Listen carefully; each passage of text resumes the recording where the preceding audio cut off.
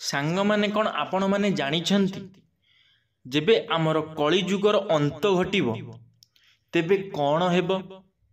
जेबे कली जुग ता निज चरम सीमारे पहुँचीबो सेतमळे लोक माने केमिति रहिबे केमिति थिबे कौन करिवे आपण माने जानिछंती कि आपण माने जानि नाहंती। मु आजि मोर एई वीडियो माध्यम रे मु आपण मानकु आज कली जुगर विषय रे किछि कहिबाकु चाहूछि।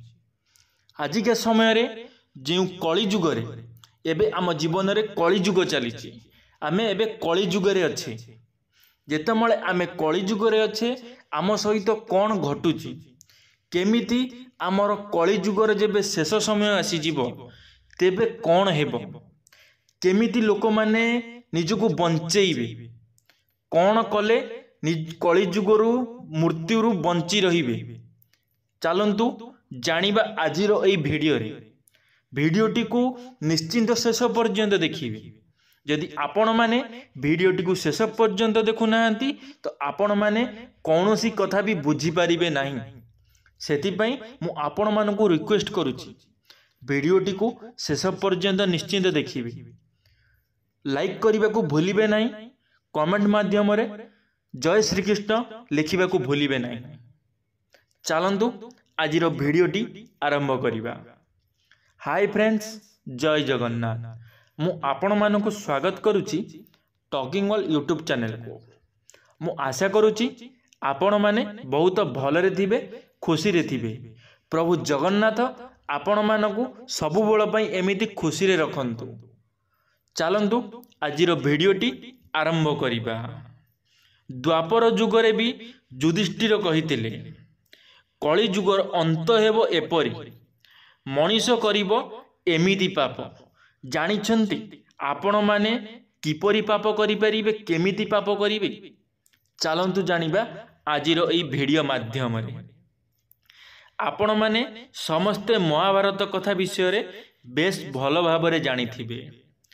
महाभारतर 5 पांडवों को भगवान श्रीकृष्ण अनेक शिक्षा देइथिले एवं सेमानंक मार्गदर्शन कराइथिले। किंतु अनेक लोक महाभारतर एक कहानी जानी नाहंती जहाँकि कली जुग को नहीं वर्णित होइथिला। मु आजिर एई भिडियो रे सेही विषय रे आपण मानकु किछि कहिबाकु चाहूछि। चलंतु आरंभ करिबा। थरे 5 पांडवंक मध्यरु युधिष्ठिरंकु छाड़ी अन्य 4 भाई महाभारत युद्ध परे महल रे बसिथिले। सेही समय रे जणे व्यक्ति आसी युधिष्ठिरंकु साक्षात करिबाकु कहिले। मात्र 4 भाई युधिष्ठिर व्यस्त थिबा कही तांको समस्या सेमानक सामने रे कहिबाकु कहिले। जहार उत्तर रे व्यक्ति जनक 4 भाई को 4टी भिन्न भिन्न प्रश्न पचारिले। सहदेव सही व्यक्ति को तांको समस्या कहिबाकु कहिले जहा द्वारा से तांको सहाय्य करि पारिबे। किंतु व्यक्ति जनक प्रश्न करिले जे क्षतरे तुला बा पुतुला एथिपई रखा जाइଥାଏ जहा द्वारा से क्षेत्रे रक्षा करिबो। किंतु सेही तुला निजे क्षत को खाई जाउछि। जहार उत्तर सहदेवଙ୍କ पाखरे नथिबारु से सही व्यक्ति को नकुल को प्रश्न करने कहिले। व्यक्ति जनक नकुल को द्वितीय प्रश्न भाव पचारिले जे जड़े स्त्री लोक कूअरु पानी बाहर करी बड़ माठिया पूर्ण करिबा परे 4टी छोट माठिया भर्ती करिले एवं परे सही 4टी माठिया को कूअरे पकाई देले तथापि कूअरे पानी पूरिला नहीं। जहार उत्तर नकुलंक पाखरे नथिला।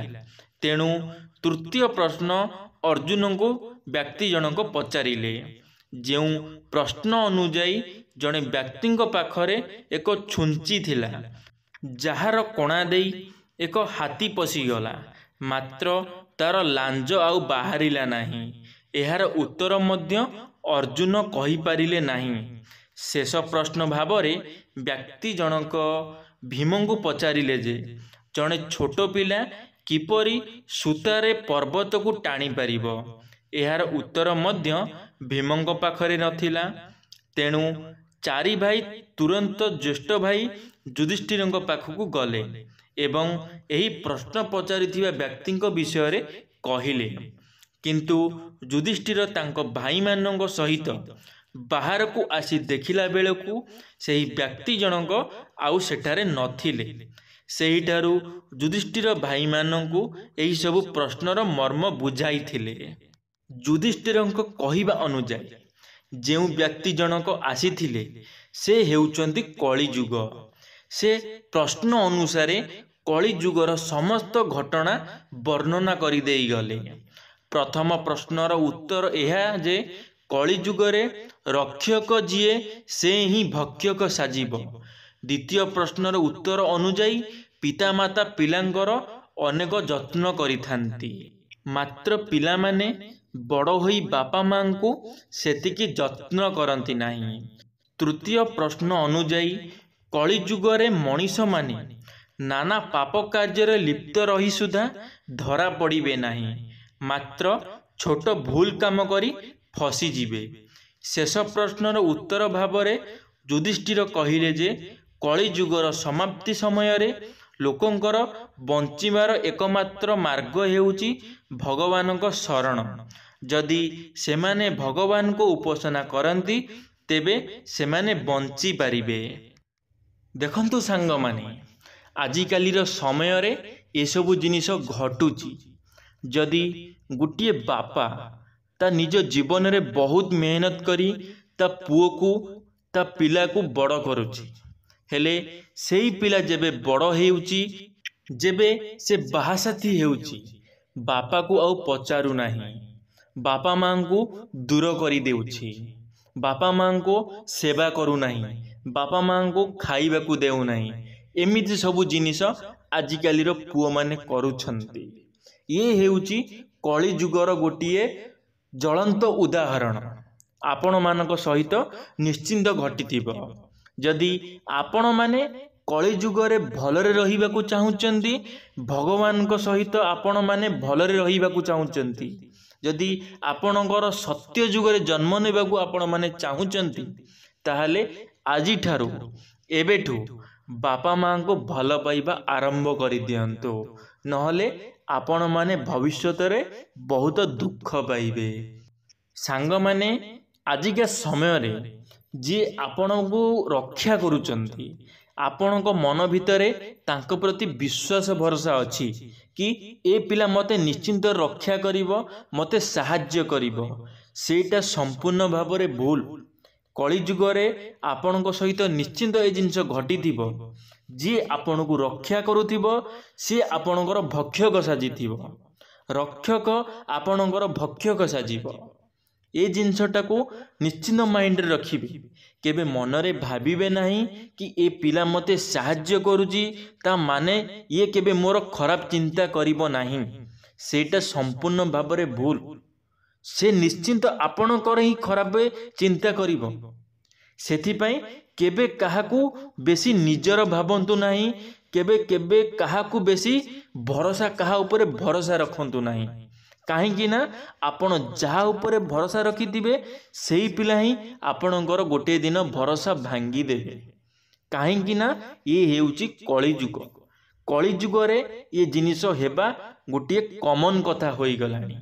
ଏ ଜିନିଷ ଆପଣଙ୍କ ସହିତ ନିଶ୍ଚିନ୍ତ ଘଟିଥିବ। ଯେବେ ଆପଣ ମନରେ ଭାବିଥିବେ କି ଏ ପିଲା ମୋତେ କେବେ କୌଣସି କର୍ମରେ ଧୋକା ଦେବ ନାହିଁ, କିନ୍ତୁ ସେହି ପିଲା ହିଁ ଆପଣଙ୍କୁ ସର୍ବପ୍ରଥମେ ଧୋକା ଦେଇଥାଏ। ଆପଣ ଆପଣଙ୍କ ଜୀବନରେ ନିଶ୍ଚିନ୍ତ ଏ ଜିନିଷକୁ ଭୋଗିଥିବେ। ନିଜ ମନକୁ ପଚାରିକି ଦେଖନ୍ତୁ।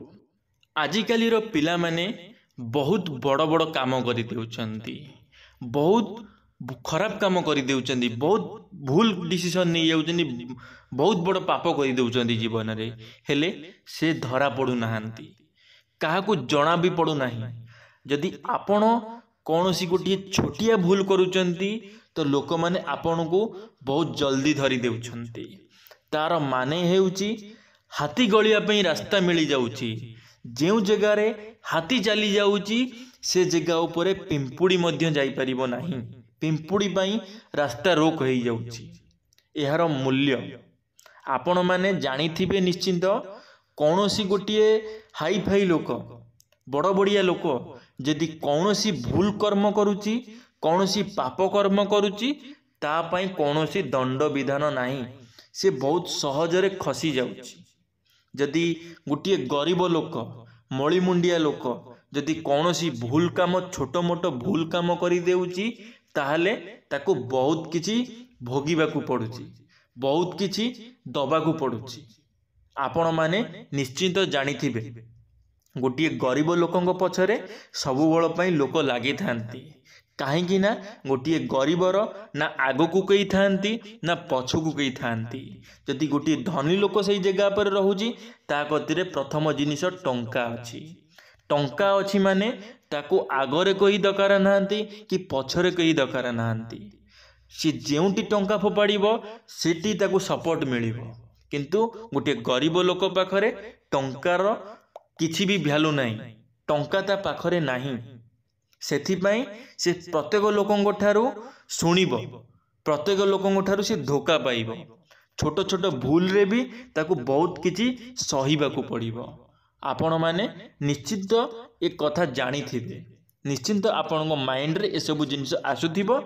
आपण थरे ध्यान देई सुनंतु ए सब जिनिस को आपण सहित निश्चिंत घटिथिबो। सांग माने जदि आपण माने कली जुगरु मुक्ति पाइबाकू चाहुचंती ताले भगवान को पाखरे पूजा व्रत करंतु। भगवान को मन भितरु हृदय रु भगवान को प्रति भक्ति रखंतु, भक्ति भाव करंतु, लोक मान को साहाय्य सहयोग करंतु। देखिबे आपण मानकर कली जुगर जो पापर भार धीरे धीरे कम होई जिवो।